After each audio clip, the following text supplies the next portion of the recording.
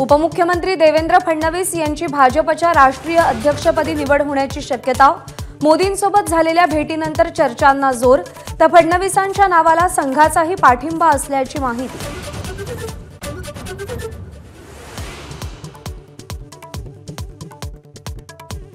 तू राहशील नाहीतर मी राहीन विधानसभेच्या पार्श्वभूमीवर फडणवीसांचं नाव घेत उद्धव ठाकरेंचा इशारा, तर जेलमध्ये टाकण्यासाठी अनेक कट रचल्याचाही आरोप।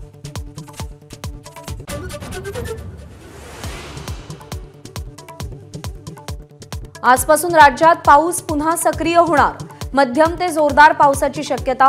ओढ दिलेल्या भागातही समाधानकारक पावसाचा अंदाज।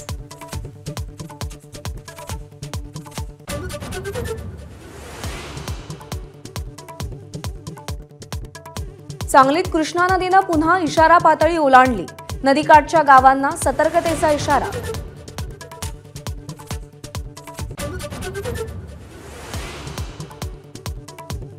मुंबईतील अंधेरी पूर्वच्या जागेवर भाजपचा दावा, जागा भाजपच लढणार आणि जिंकणार। कार्यकर्ता मेळाव्यात अमित साटम यांचं वक्तव्य।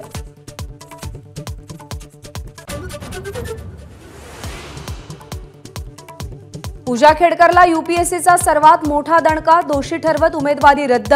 भविष्यात कोणत्याही सरकारी परीक्षा देता येणार नाही, माझाच्या बातमीचा सर्वात मोठा इम्पॅक्ट।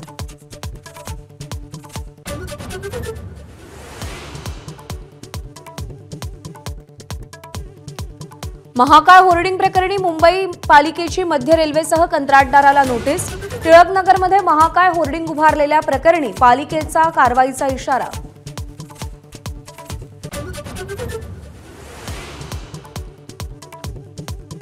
राज्यभरात अनेक ठिकाणी रेशन दुकानांवर वितरण ठप्प।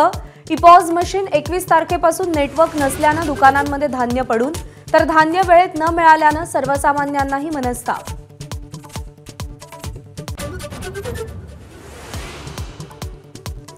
भुसावळ विभागात मध्य रेल्वेचा 10 दिवसांचा मेगा ब्लॉक।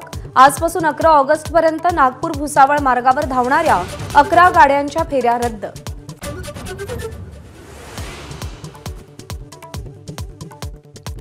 राहुल आणि प्रियंका गांधी वायनाडला रवाना। दुर्घटनेचं अजूनही 248 बेपत्ता, मृतांचा आकडा 243 वर। शोधकार्य युद्धपातळीवर।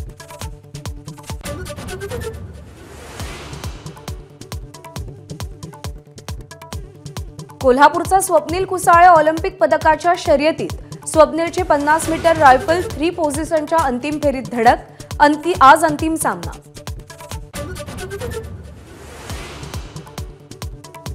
भारताचे माजी आंतरराष्ट्रीय क्रिकेटर अंशुमन गायकवाड यांचं कर्करोगामुळे निधन।